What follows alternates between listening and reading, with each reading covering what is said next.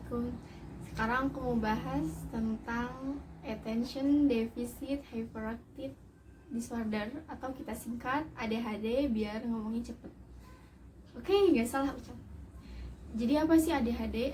ADHD adalah gejala mental atau gangguan mental yang membuat seseorang menjadi hiperaktif, impulsif, tidak bisa memfokuskan konsentrasinya pada suatu hal.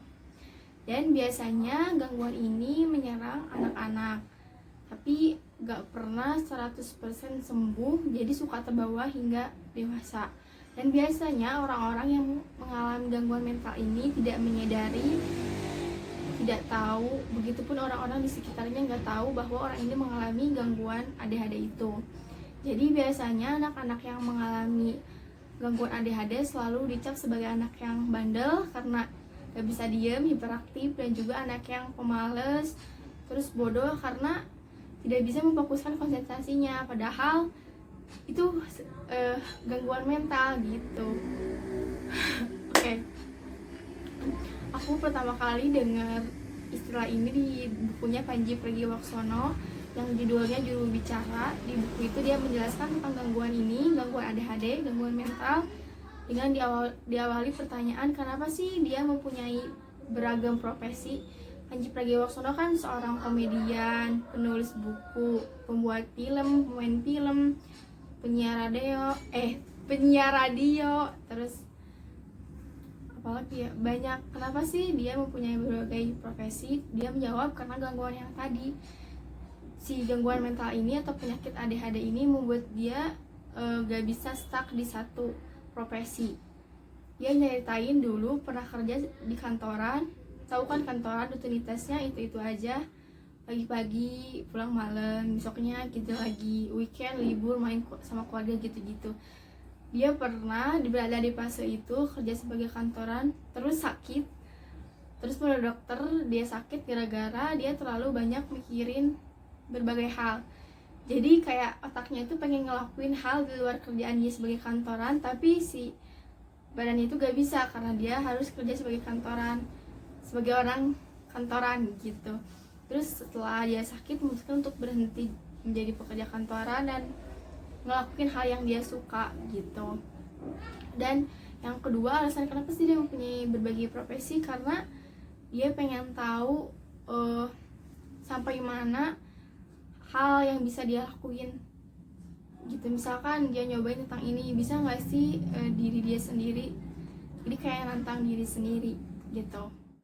Gejala ADHD ini membuat orang-orang dewasa nggak bisa selalu bosan sama pekerjaannya. Begitupun untuk anak-anak nggak bisa fokus sama pelajarannya gitu. Terus kenapa sih aku bahas tentang ini? Aku kan bukan dokter, terus bukan anak IPA. Kenapa sih bahas tentang gangguan mental, penyakit? Karena gini, aku pun baru tahu ada penyakit kayak gini yang membuat orang-orang tuh pada dasarnya kan pengen mencoba hal yang baru, gak bisa stuck di satu profesi, gak bisa ngelakuin rutinitas yang itu aja. Baru tahu, dan menurutku itu menarik karena mungkin diantara kita ada orang-orang yang mengalami hal ini tapi gak nyadar. Kita pun sebagai temennya mungkin gak nyadar gitu. Misalkan untuk anak sekolahan yang misalkan nih contoh gejala ADHD-nya, anak sekolahan misalkan ikut ekskul, pertama masuk sekolah tuh ekskulnya jurnalistik misalkan, terus setelah 1 semester atau 3 bulan udah merasa bosen, pindah ke masak misalkan, terus udah beberapa bulan masak bosen, pindah lagi ke karate misalkan. Terus mungkin kita mikirnya bahwa kita bosenan, terus kita jadi nggak tahu apa sih sebenarnya yang harus kita lakuin. Kita harus milih yang mana sih yang benar-benar passion kita. Mungkin bisa jadi ketiganya passion kita, ketiganya aku banget. Walaupun mungkin kadang kita suka mikir kalau kita ngelakuin banyak hal nggak akan semuanya unggul, nggak akan semuanya berprestasi. Pasti yang satu berprestasi, yang satu biasa aja, karena suka gitu. Tahu nggak Leonardo da Vinci? Dia seorang pelukis, pemahat, pematung, penemu, filsuf, penulis, tapi semua bidangnya dia sukses, semua bidangnya dia unggul.